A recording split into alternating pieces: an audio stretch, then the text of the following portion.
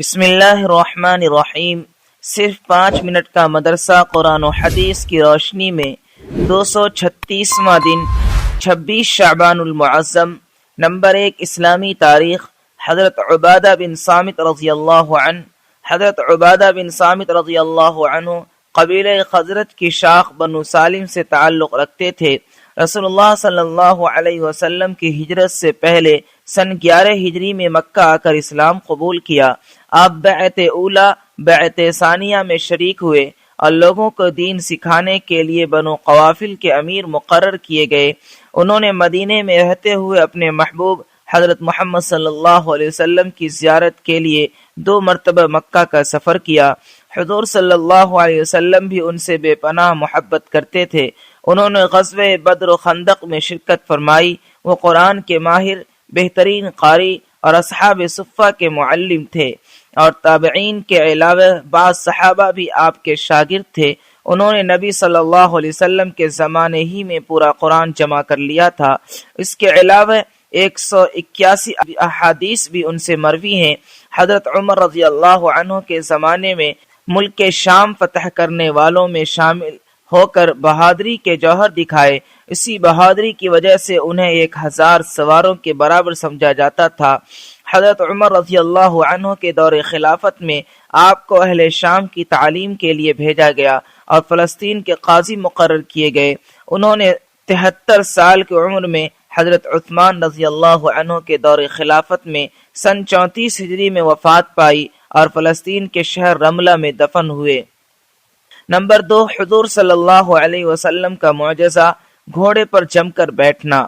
حضرت جریر بن عبداللہ رضی اللہ عنہ بیان کرتے ہیں کہ رسول اللہ صلی اللہ علیہ وسلم نے مجھے ذی الخلصہ کے بت خانے کو گرا دینے کے لیے ارشاد فرمایا، جبکہ میرا حال یہ تھا کہ میں گھوڑے کی پیٹھ پر جم نہیں پاتا تھا، بلکہ اکثر گر پڑتا تھا۔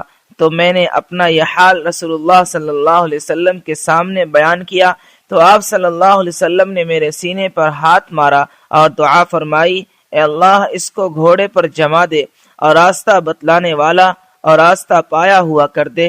حضرت جریر رضی اللہ عنہ کہتے ہیں کہ رسول اللہ صلی اللہ علیہ وسلم کی اس دعا کے بعد میں گھوڑے پر سے کبھی نہیں گرا۔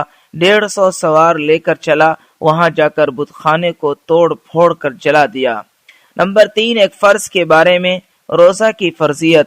قرآن میں اللہ تعالیٰ فرماتا ہے، اے ایمان والو، جس طرح تم سے پہلے لوگوں پر روزہ فرض کیا گیا تھا، اسی طرح تم پر بھی روزہ فرض کیا گیا ہے تاکہ تم پرہیزگار بن جاؤ۔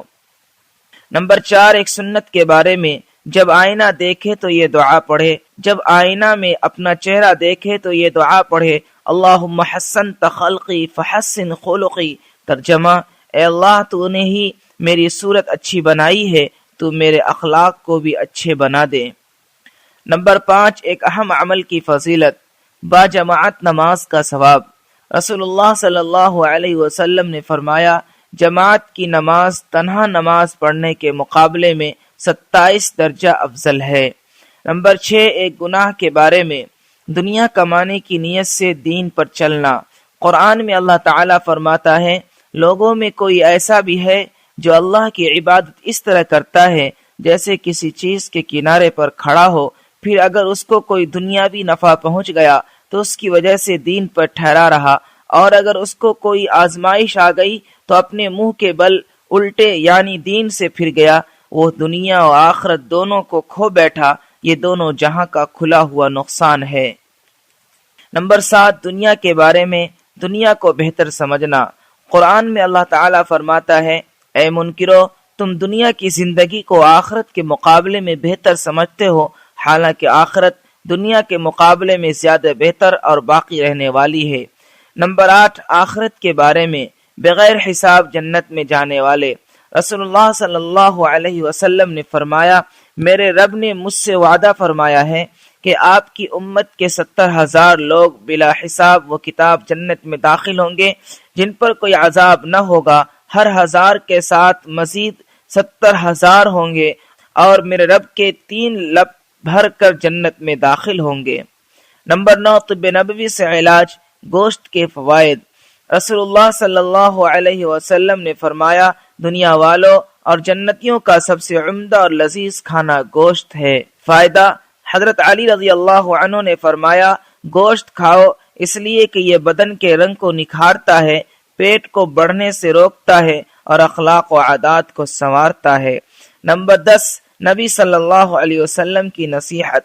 رسول اللہ صلی اللہ علیہ وسلم نے فرمایا، تم اتنا ہی عمل کرو جتنی طاقت رکھتے ہو، کیونکہ اللہ تعالیٰ ثواب دینے سے نہیں تھکتا، لیکن تم تھک جاؤ گے، اور اللہ تعالیٰ کے نزدیک سب سے زیادہ محبوب عمل وہ ہے جو ہمیشہ کیا جائے، اگرچہ تھوڑا ہی ہو۔